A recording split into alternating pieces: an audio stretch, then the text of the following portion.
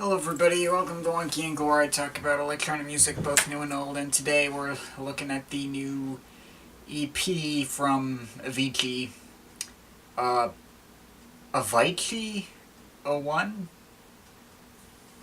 Okay. So, Avicii, Tim Bergling.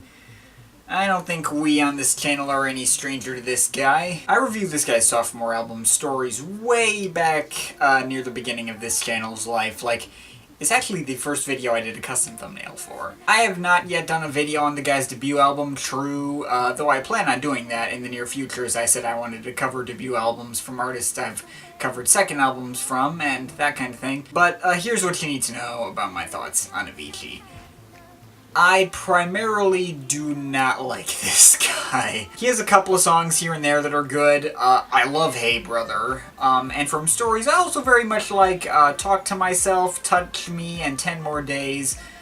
But that's about it. There are other songs I'm okay with, but I like less for what they are than for what they're not. See Addicted to You, Edom, For a Better Day, True Believer, etc. See, the guy typically sticks to a pretty obvious formula, just your typical EDM build-up drop thing we've all come to expect. Those build-ups tend to be way better than his drops. His build-ups often not sounding remotely EDM and often bringing in elements from other genres, most notably folk and country music, but could be anything really. Which is cool, but his drops usually suck, as most of them contain this one synth setting that is just this high-pitched screeching, like nails on a chalkboard to my ears, and ruins so many of his tracks.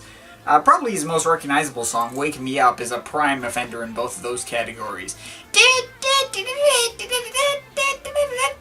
I will give him credit for being pretty good with melodies. I remember the tune to a lot of his tracks pretty easily, like the track Waiting for Love. I don't like that track at all. I think it's a carbon copy of Wake Me Up, but I remember the tune to that track despite having barely touched that album since reviewing it 2 years ago. I think the guy has some talent and creativity in him, but for the most part, he really gets on my nerves. But you get the idea. I had people complaining in my review of Stories that I gave the guy too much prelude, so I'll leave it at that. Avicii is just a guy that is very difficult to discuss in any capacity without breaking into a rant. So I guess that brings us to here. I did not have particularly high expectations for this thing. Certainly didn't tell me anything with the presentation or title. Looked like just from some of the guests like Rita Ora and Luna George, he'd be doing something, I don't know, radio-friendly again. Did not look particularly interesting to me. Now, I will have to give the guy credit for, actually crediting the singers this time around, though, so, that was nice, but I just jumped in with low expectations, and how did it turn out? And yeah, it was pretty mediocre. Never gonna be listening to any of these tracks again after making this video. Everything on here just felt like stuff he's done before, and I got basically no personal enjoyment out of the whole thing. If you've enjoyed Avicii's style up to this point, I'm sure you'll be fine with it, but to me, the guy who's never really liked his style much in the first place, this was basically a complete waste of time. So I guess there are 6 tracks here, adding up to 18 minutes total. Mercifully short, so there's that. So first track, Friend of Mine, is this really happy and upbeat sounding track that starts out with this acoustic guitar riff that sounds a lot like George Michael's Faith. And the vocals from Vargas and Lagola add some personality, I guess. Though, once again, his screechy synth drop gets in the way of any enjoyment I might have had. Yeah. Lonely Together with Rita Ora was nowhere near as bad as I expected it to be. The chord progressions are satisfying, and I guess the drop with all the synth strings replacing the screech synth is not annoying. Rita Ora doesn't have much personality as a singer, but she does fine. I guess the track works, but I wouldn't say I'm blown away by it either. You Be Love with Billy Raphael, or however you say that. Probably the worst on here. While the vocals are distinctive enough, I guess, the drop is also easily the most annoying and hardest to listen to. Without You featuring Sandro Cavazza, it's whatever. Really nothing worth discussing here. What I would change it to, featuring Luna George, is one I was actually kind of looking forward to, given how I typically enjoy Luna George features, as seen on stuff like Disclosure's White Noise, DJ Snake's You Know You Like It.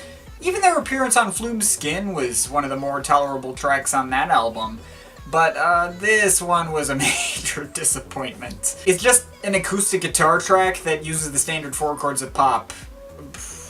It's just is nothing special at all. Probably the best track on here, though, was the last one, So Much Better, which is a remix of a Sandro Cavazza track. Avicii pitches up the guy's voice and makes him sound like a female gospel singer as opposed to some ridiculous falsetto voice as seen on the original. And the more minimalistic approach of the production just in general makes the whole thing stand out more. But again, it's not so amazing that I see myself actually coming back to it. But yeah, that's about it. There's nothing life-changing on this EP. There's nothing that particularly pisses me off either.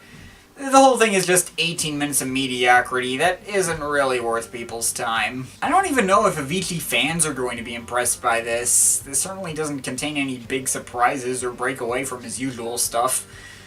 I guess outside of being, you know, a bit more stripped back than usual. I don't know. I would not have even thought about covering this had I not gotten several requests for it. It's just a whole lot of meh from a producer that rarely impresses me. Matter of fact, it actually gives me minor flashback to Get Us Listen, though I'm not going to trash this as much since it's at least coming from Avicii himself and not a far less talented producer ripping Avicii off in a desperate attempt to keep himself relevant. And again, this is just 18 minutes, so, you know, it didn't piss me off, but I did kind of have to go there. Overall, I didn't think this was going to be something I'd care about going into it.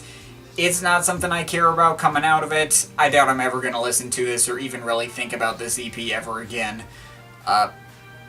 Yeah, I think I'm feeling 4.3 out of 10, but of course this is just my opinion. You can feel free to disagree with it, but I'd like to hear your thoughts, so leave the comments in the comment thing down there. But yeah, that's pretty much it. That's all for today. See you next time.